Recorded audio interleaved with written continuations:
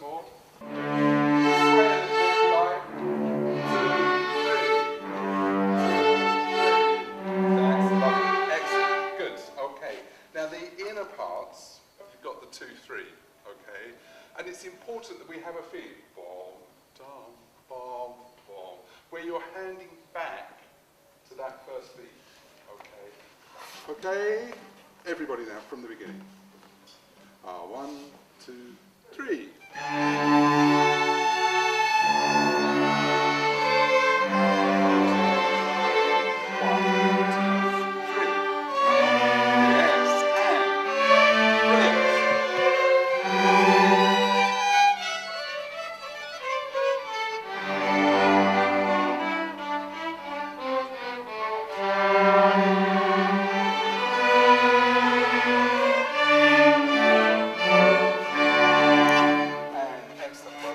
Let's go for bar 15 again, which is loud,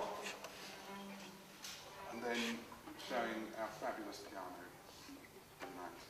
1, 2, 3.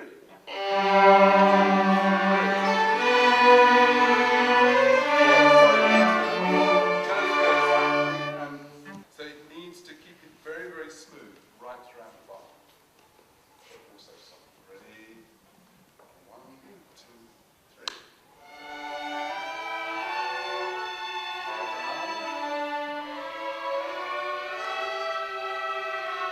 Excellent. That was so much better. Cheeky quavers. Nice and short. Let's try it with everybody, please. Bar 9. Don't forget the piano. Bar 1, 2, 3.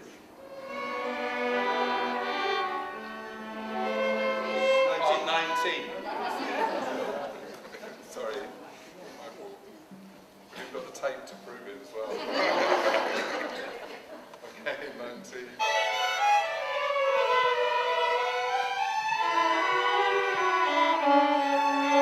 Yes, that's great. Let's try once more. Same thing. What I don't want you to do is dee-dum-bum. Okay, so we want to dee-dum-bum. As soft as you know, like when we did the 3 quavers, we made the last one. I said mime. Amazingly, some sound still came out. But what we want, the same sort of thing, dee-dum. Just that. Okay, so you're not worried about going on, so you literally just lift the bow off and relax.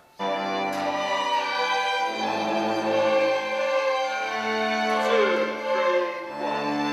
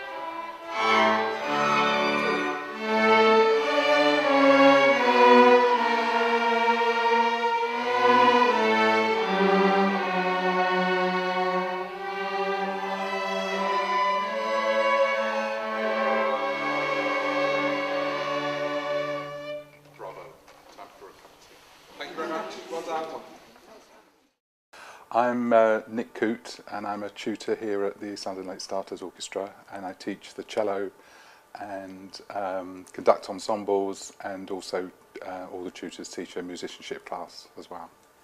The class you were watching it's actually the stage 1, 2 and 3 ensemble. Because it's the first week of term, the stage 1s are taken out to look at their parts on their own. So it was stage 2 and 3. So that was people who've been playing a minimum of a year and up to sort of 4 or 5 years, some of them. I think what's very important is about the atmosphere that you create in the session, so that people feel very comfortable about that. And I think there are probably a couple of key ingredients. The first is that you have to view music as a skill that can be taught. In other words, you're not focusing so much on innate ability, but you're always, you look at the group that you've got, you respect everybody's starting point and then take it from there. I mean, it may apply to all teaching, but I think it's particularly important with adult groups. And also that there isn't a competitive feeling. I mean, there's lots of benefits from people learning within a group. They learn from each other. They don't feel that they're the focus of attention, so they're more relaxed. It's more fun. But it's very important that you celebrate the differences, if you like, in the sense so that people can feel they learn from other people, rather than they feel that it's a competition and get disheartened because they're not as good as somebody else. The sense of humour is really, really important. If you can get them to laugh early on, then they're going to relax. And for playing a musical instrument, particularly a string instrument, not getting tense is really important. So, and yeah, humour is a key aspect of that, I think. Yes. Yes, it's important that you try to tune into different learning styles that people have, and do different things in your teaching. You find with adults, some people like to be very analytical, so that you need to explain things a lot, you know, and there are others who are learning more by instinct, and they do really well when they're either copying other members or copying the tutors. So when the tutors play along with them, they benefit more from that. So I think that you have to use a mixture of different things to try and include everybody. I don't know that there is, as I say, I don't think there is anything particular which would apply to an older age group. I suppose the main difference is that when they went to school, the learning environment would have been very, very different from what it is now. And I think sometimes they expect something which is going to be more like that, and rather than something where there's more of an equal relationship between the tutor and the students, really.